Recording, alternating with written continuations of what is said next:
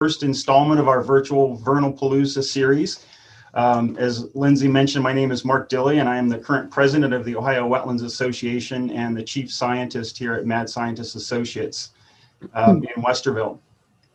I want to thank my Ohio Wetlands Association colleagues, Dale Rising, Mick Mickishon, and Ray Stewart for their assistance in making this series a reality. I also want to thank my staff members, Jenna Odegaard, Jenny Adkins, Lindsay Hanna, and Logan Dunn for all of their contributions.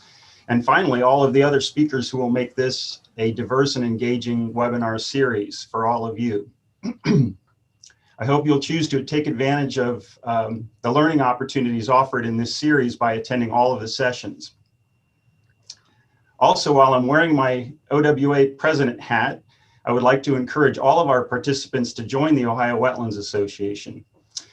We are working to actively grow our organization to increase its effectiveness statewide and eventually hire a paid executive director. Your membership contributions will help us offer more programming like this and eventually reach these lofty goals. You can donate and become a member at ohwetlands.org. Regarding my presentation today, I wanted to provide a bit of background. This presentation was originally developed and presented as a talk for the Miami Valley Regional Planning and Zoning Conference. We have a tendency to preach to the choir in the conservation field, so I thought this speaking opportunity was a great way of connecting with a new audience of city and regional planners, zoning officials, and developers. Since I knew the audience might not have even heard the term vernal pool before, I tried to cover the basics in an easy to understand fashion. Some participants may find this too basic, but I think it's a good place to start the series, and I hope you'll glean some useful insights, whether you're a vernal pool pro or a novice. And if I arm you with new information or inspiration to protect, restore, and explore vernal pools in your area, I will consider my efforts successful. With that, let's get our feet wet. So what is a vernal pool? Vernal pools are a special class of wetlands, notable for their seasonal hydrology, which leads to fish-free pools. They have specialized plant communities if they have much in the way of vegetation at all, and a very unique and diverse biota. Vernal pools are an ecosystem services provider, offering flood control, water quality improvement, valuable wildlife habitat, groundwater recharge, educational and recreational opportunities, and vernal pools are also a highly vulnerable wetland ecosystem. I'll talk about each of these facets in more detail in the coming slides. I have organized this presentation into the following sections that I believe capture the magic and enigma of vernal pools. Vernal pools are fragile strongholds of biological diversity. They are complex and variable ecosystems. They are imperiled resources, and they are ecological gems worthy of protection. So let's start with fragile strongholds of biological diversity. I like to refer to vernal pools in this way because they are vulnerable to climate change, altered land uses, pollution, and other sources of degradation. But when properly protected, they and their associated biota are quite resilient and amazingly diverse. Here's an overview. Healthy vernal pools teem with life, and a great diversity of organisms are specially adapted to this unique habitat. This first list covers some of the invertebrate diversity. Many of these species form the base of the food web, so you're essentially looking at a menu for vertebrates who dine at the VP Lounge and Supper Club. And here are predators, patrons for the VP Lounge and Supper Club, a wide variety of amphibians as well as reptiles and birds. Of course, many terrestrial mammals like raccoons and mink may also hunt these habitats, and still more may forage the vegetation or simply drink water from the pools. But let's focus on the aquatic denizens. This is an iconic vernal pool invertebrate, the fairy shrimp.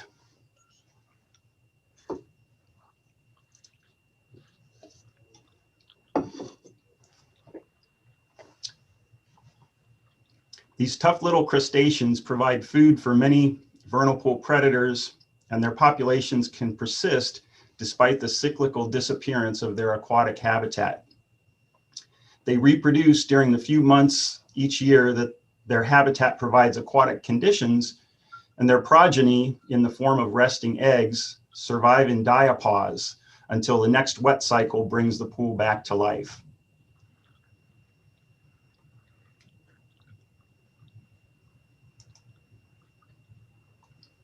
This is our state amphibian, the spotted salamander, Ambystoma maculatum, a fairly common vernal pool obligate species found widely across our state. These belong to a genus called the mole salamanders, which spend most of their adult lives tunneling in rich soils in the upland forests that surround healthy vernal pools. They return to their vernal pools to breed each year, usually beginning their migration in late February or early March. After they lay their eggs, these eggs develop fairly rapidly. Enjoy this time series. This first clip was taken soon after the eggs were laid. You can actually see a spotted salamander swimming in the background.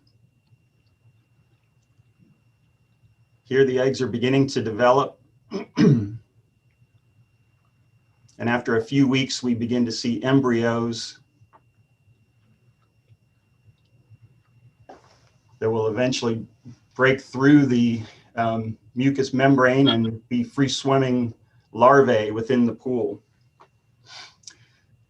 This rapid development is essential to the survival of vernal pool obligate species, since the aquatic environment in vernal pools is fleeting, and the larval salamanders must mature to the subadult terrestrial form before the pool goes dry, like this.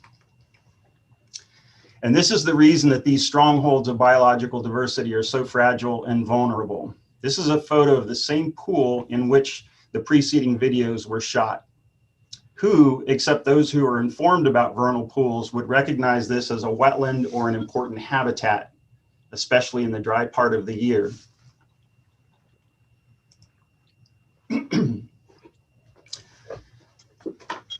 Vernal pools are complex and variable ecosystems.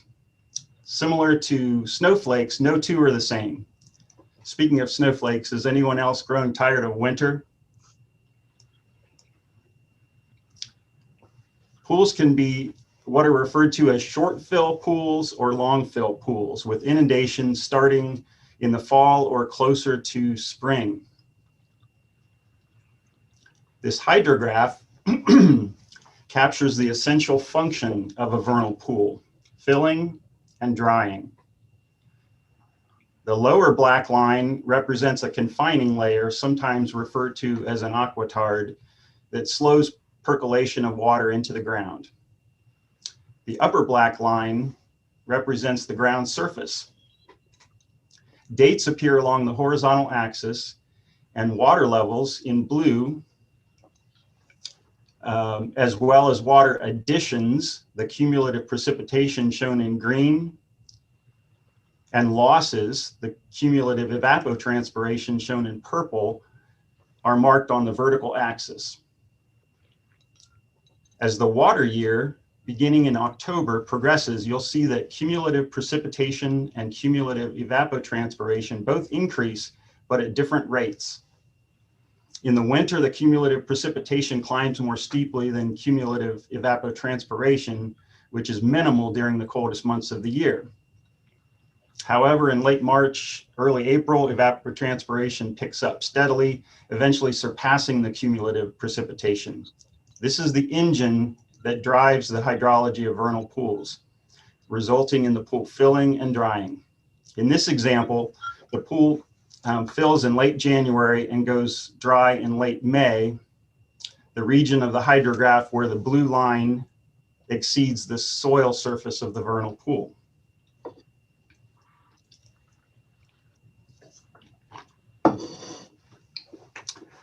Vernal pools can form in a variety of ways.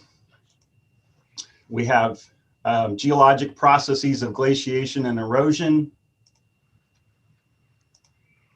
anthropogenic sources that cause rutting, compaction, creation of depressions, such as logging, mining, and the creation of farm ponds. And windthrow pits. In forested wetlands, trees have very shallow root systems, and they're very prone to being toppled by windstorms. When those trees lift out of the ground, oftentimes they leave a large depression that can provide vernal pool function within a forest. Vernal pools occur in a variety of sizes and depths.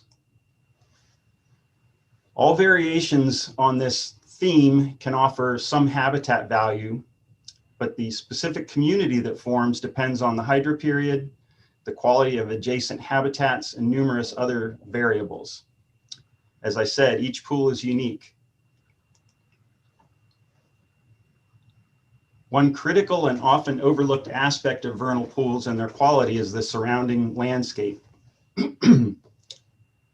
In our highly modified landscape, buffer quality varies widely, and healthy, robust buffers are of the utmost importance if we are to adequately protect and sustain vernal pools and their biota. The best natural buffer is mature forest. Regulatory protection of adjacent upland buffers is arguably a side note in our wetland protection rules, with setback requirements generally in the 50 to 100 foot range. However, many obligate species such as spotted salamanders, wood frogs require hundreds or even a couple thousand feet of buffer for sustainable populations. This is where I think local zoning ordinances and community oversight could really play a supporting role. How do vernal pools differ from other wetlands? As I mentioned, they are seasonal in their hydrology. Some people refer to these as ephemeral ponds. The only issue I take with the term ephemeral ponds is that it denotes that these features maybe are not year-round wetlands, and they really are. Despite the fact that they're not full of water, they're still wetlands year-round. They have fish-free pools, this unique co-evolved biota, a plant community that may be sparse or nearly absent, which presents one aspect of the vulnerability of these wetlands, because vegetation is one of the defining characteristics of a wetland. So you have to be careful in the observation of that particular parameter and focus on the trees and other vegetation near the edges of your pool when you're delineating. And these features are more likely to be hydrologically isolated, which means that they're not regulated currently by the U.S. Army Corps, but fortunately in our state, they are protected under the Isolated Wetland Permit Program by Ohio EPA. Due to their isolation status and some of the challenges of recognizing these wetlands, vernal pools are arguably imperiled resources, highly vulnerable to loss.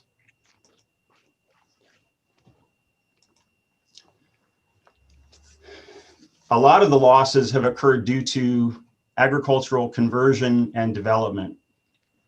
Denny Poray, who some of you may know, he was a former director of conservation science at the Ohio Nature Conservancy, stated that in regards to wetland and biological diversity losses, it's been flat out corn and concrete.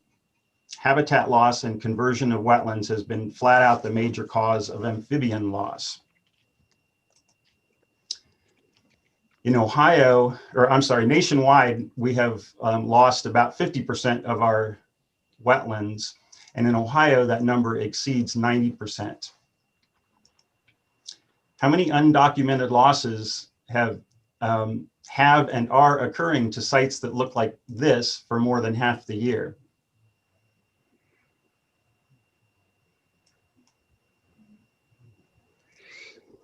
In addition to outright losses, we are seeing changes that degrade our remaining vernal pool resources.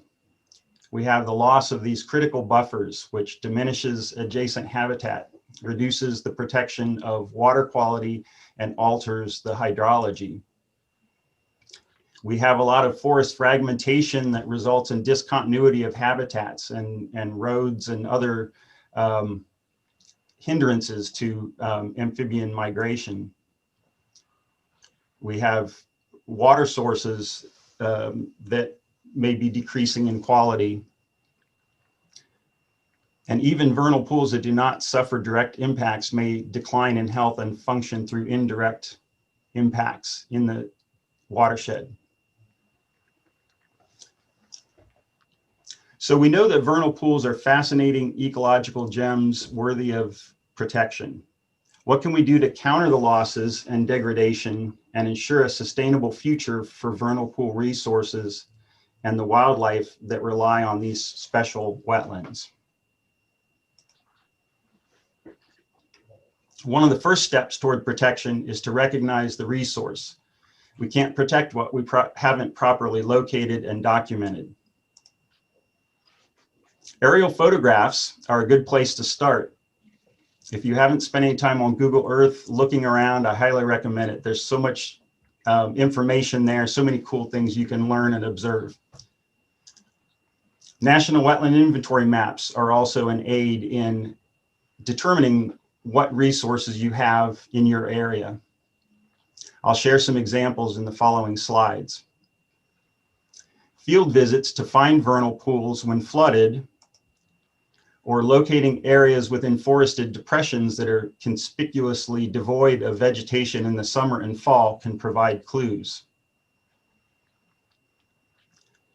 Citizen science can play a key role. Conducting calling surveys and pool sampling, and then sharing data to iNaturalists to document these findings can help raise awareness. And finally, I want to mention a great resource developed by Ohio EPA. Through a GIS analysis, Ohio EPA assembled an inventory of areas that are either functioning as vernal pools or offer suitable restoration opportunities. This is a screenshot, couple of screenshots of the mapping resource from EPA. You can see across the state that there's a broad distribution of potential sites all across the state. And I chose to zoom in on an area that is just east of Alum Creek Reservoir, close to our offices and close to the vernal pool where some of that video was shot, showing the areas that were identified as potential vernal pool sites. This is a close-up view of the mapped vernal pool, potential vernal pool sites. So each of these polygons represents a different pool. And as I click here, you're going to see the aerial image come into focus. And you can see where those dark signature areas are within the forest block. Let me turn that back and you can see that again. So look where the polygons are situated across this forest and see how those coincide with the darker regions of the image. I've not been back to this particular woodlot. I'm not sure if that's on public property near the reservoir or not, but you can see those vernal pools in the area that might have some potential for restoration, or they may already be perfectly healthy, functional vernal pools. Here's an example of potential vernal pools mapped in the National Wetland Inventory. You can see that same dark hydrologic signature. You can kind of see a little web of drainage features leading to these vernal pool areas within the forest. And when we turn on the NWI layer, those areas have been mapped as wetland within the forest, as well as a couple areas in the farm field surrounding it.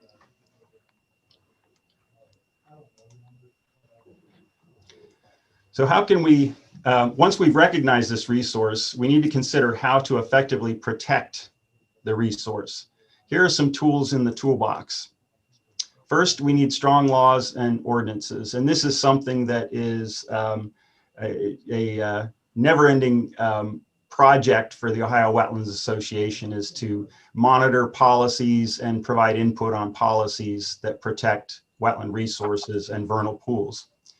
Sound planning practices, which is what drove me to talk to the Miami Valley Planning and Zoning Conference folks, to think about how they could do a better job of planning for the future of vernal pools in their own communities.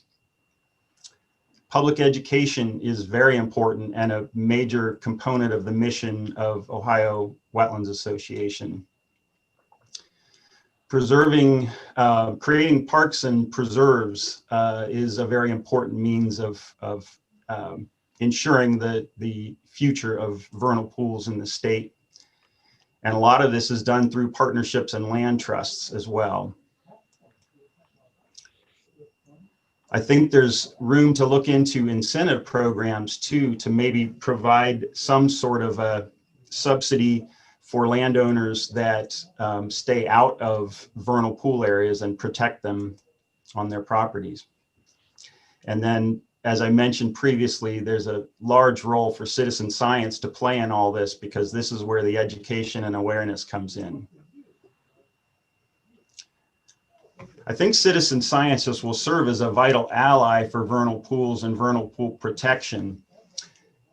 For our citizen scientists and professionals who may not have heard of the Ohio Vernal Pool Network, I'd like to introduce you to this arm of the Ohio Wetlands Association that is invested in citizen science and education. So the Ohio Vernal Pool Network formed as a partnership between the Ohio Wetlands Association and the Midwest Biodiversity Institute.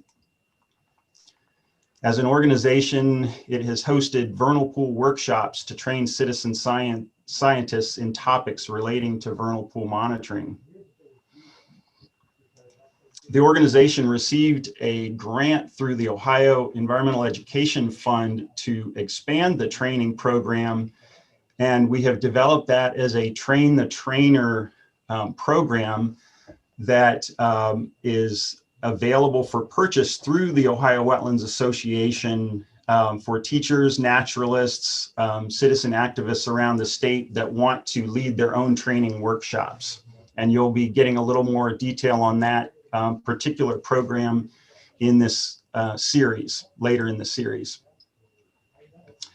The OVPN promotes using iNaturalist to document vernal pool observations, and we also have some coverage of use of iNaturalist as part of this virtual Vernal Poolooza series.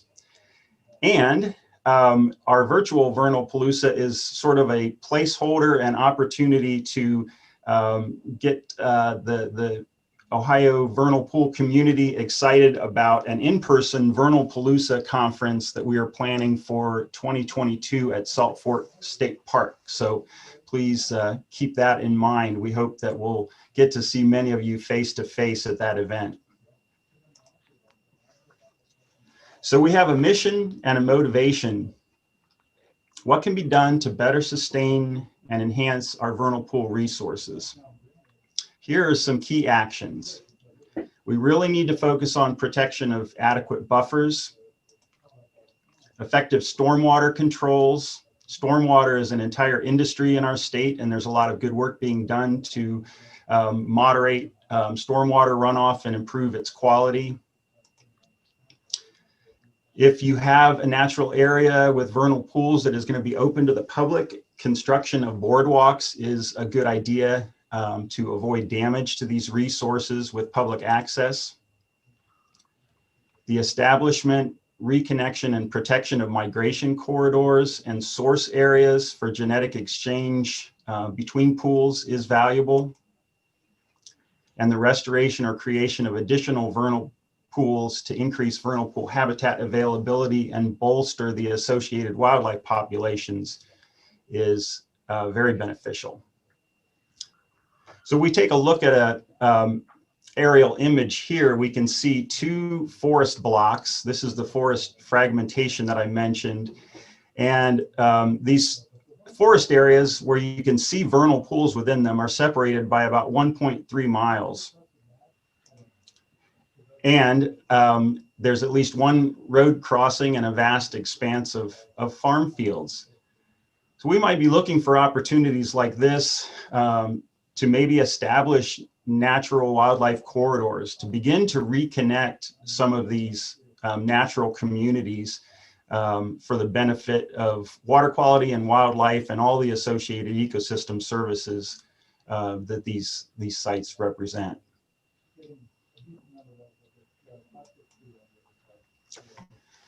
One of the coolest things regarding vernal pools and citizen scientists or citizen science is that anyone can get involved, even in creating one. I thought I would end on a story. A few years ago, I was asked by the Wilderness Center in Wilmot, Ohio, to conduct some training on vernal pool construction for a group of interested citizens that were involved in this program at the Wilderness Center. And I went up on a Saturday and talked to the audience about the importance of vernal pools, the site selection for vernal pools, how to go about designing a vernal pool for the appropriate hydrology. And then we set out onto the property at the Wilderness Center to, as a group, select a site, mark the site, and begin to develop the plans for how we would construct this vernal pool.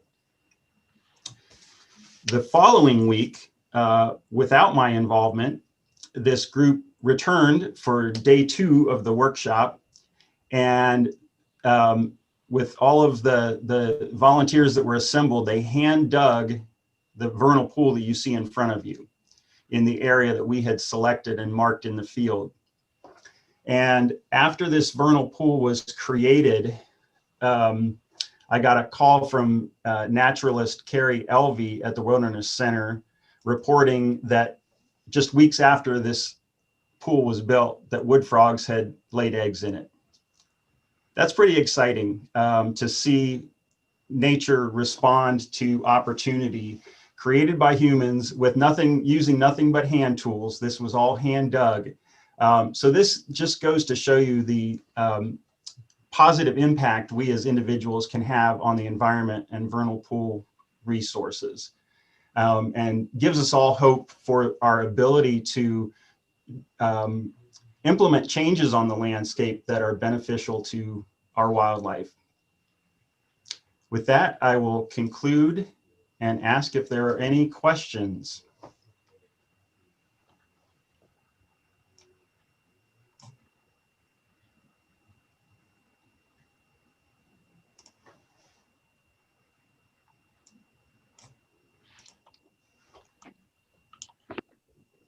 Mark, can you see the questions in the chat box? We have one asking approximately, how deep did you dig when creating that vernal pool? Okay, yeah, at the moment, let's see. I'm going to try to stop share and are you still hearing me? Yes. Okay. It doesn't want to stop share for. I'm not going to fiddle anymore for fear that I'm going to completely lock up my computer. But the typical vernal pools tend to range from about a foot in depth to maybe 3 feet in the deeper portions of the pool. And that's what was created at that site.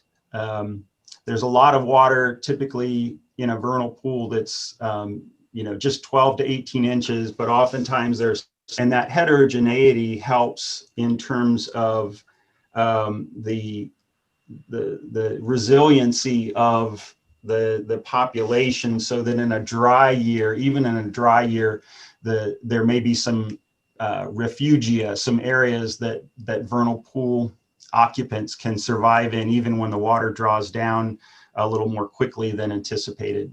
So that's a general depth range.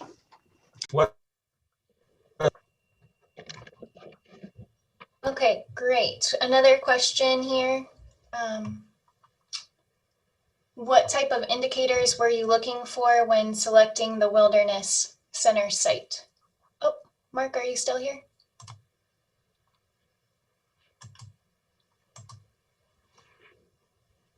I think Mark may have gotten booted off.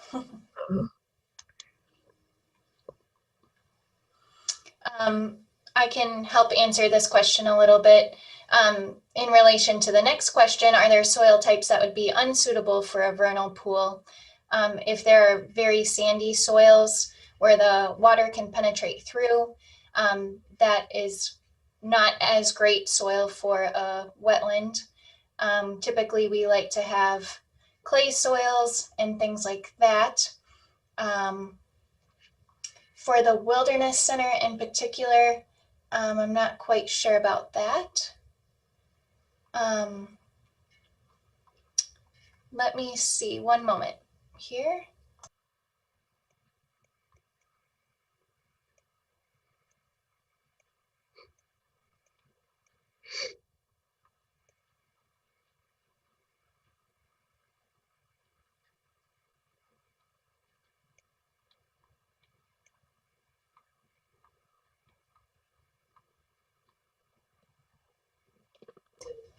Okay, so Mark is back here. So specific indicators when selecting the Wilderness Center site.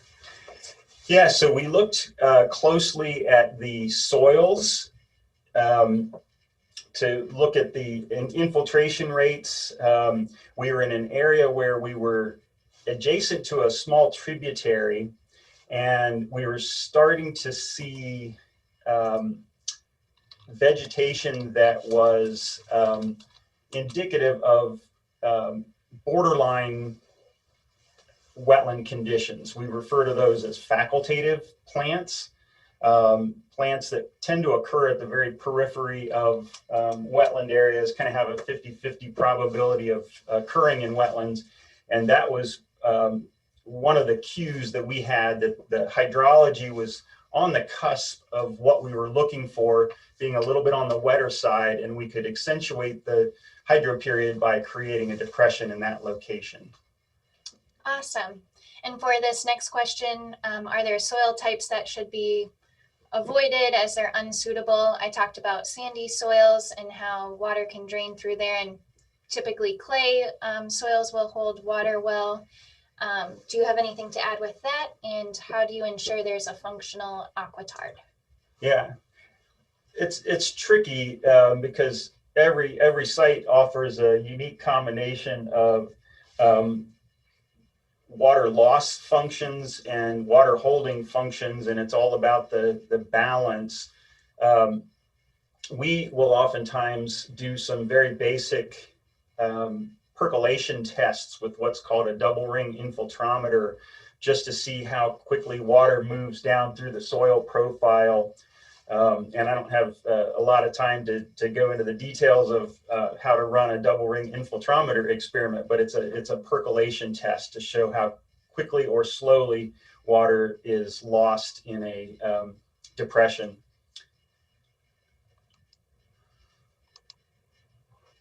All right, very good.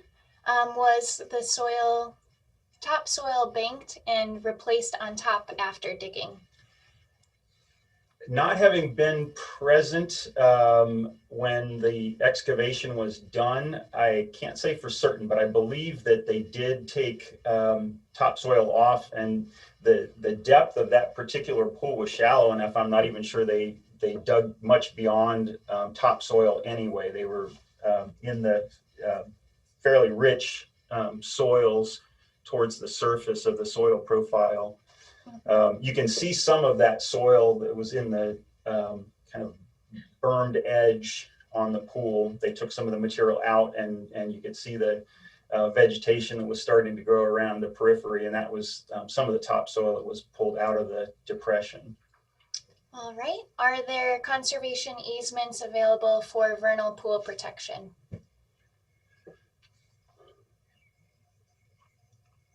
And that might vary by site. Yeah, I mean, there are certainly opportunities to establish conservation easements. I'm not a conservation easement expert, but a number of our agencies get involved with establishing conservation easements, and the land trust groups are doing a lot of work actively in establishing conservation easements within the state to preserve various ecosystems.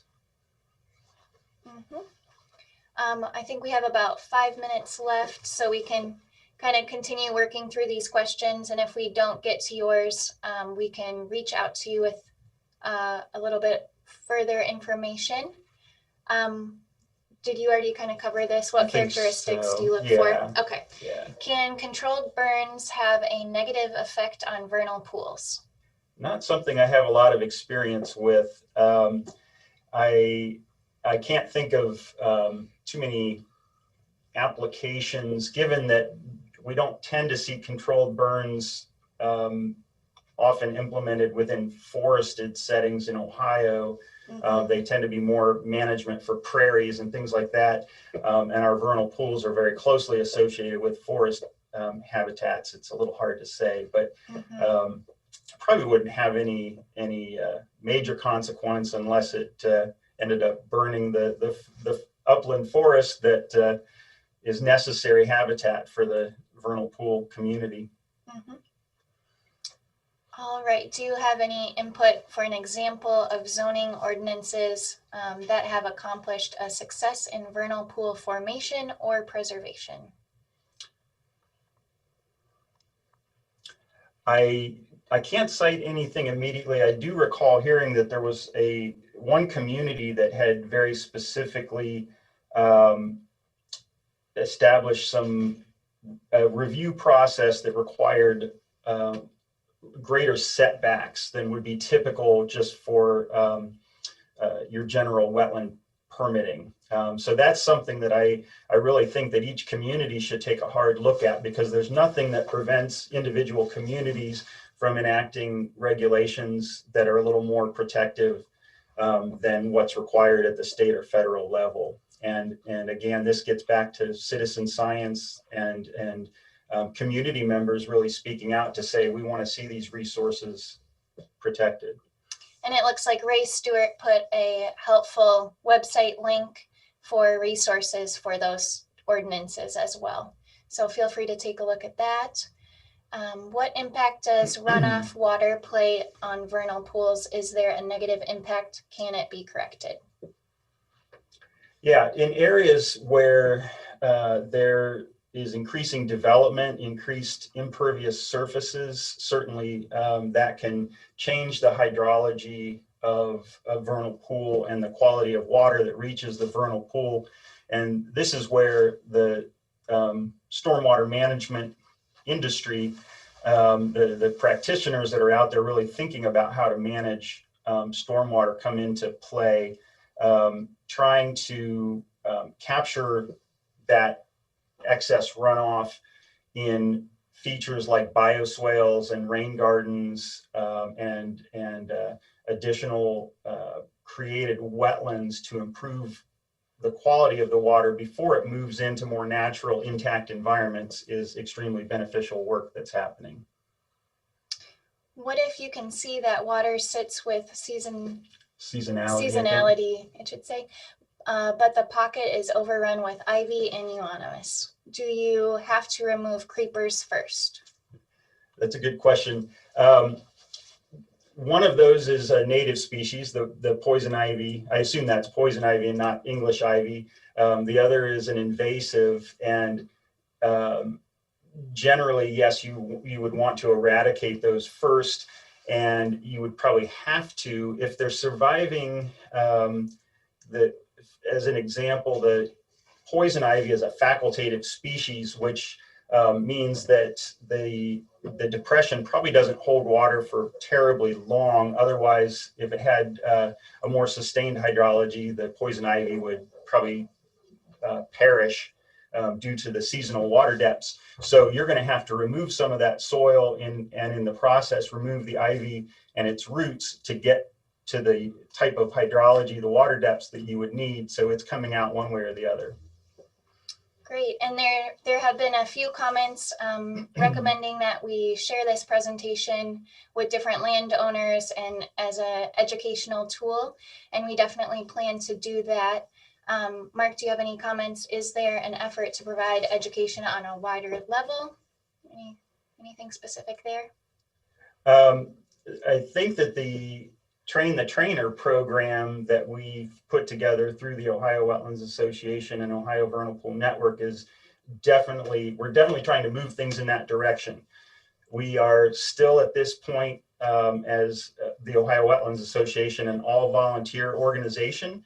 So we're somewhat limited in how ambitious a statewide project we can tackle. But we're getting increased interest from other community volunteers. And as I mentioned, trying to grow the organization to a point where maybe we have some paid staff, starting with an executive director, and that will allow us to expand that much further. All right, well, thank you very much, Mark. We appreciate all this information. We're going to switch gears now to our virtual field trips. So I have a slide here to share. Thanks. Yeah, thank you very much. And I'll see if I can start my video up. All right. So my name is Jenna Odegaard. I work here at Mad Scientist Associates, and Liz Neroni, who works with Preservation Parks, and I are excited to be leading you guys on some virtual field trips.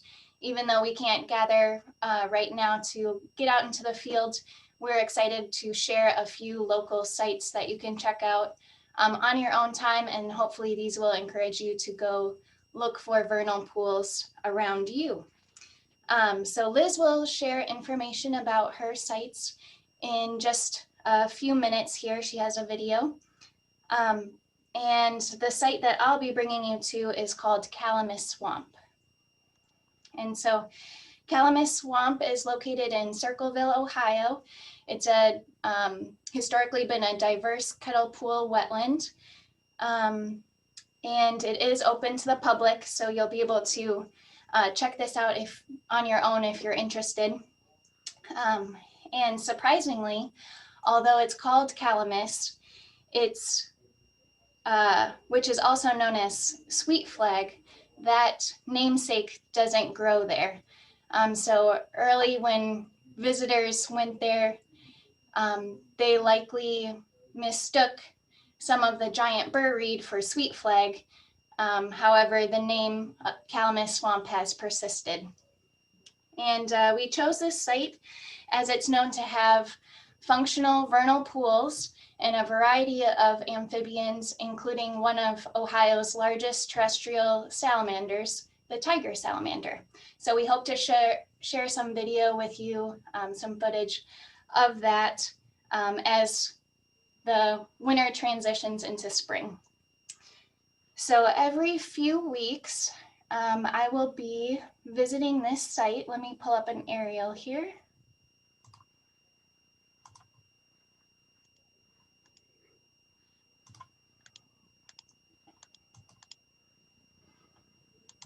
All right, hopefully everyone can see that.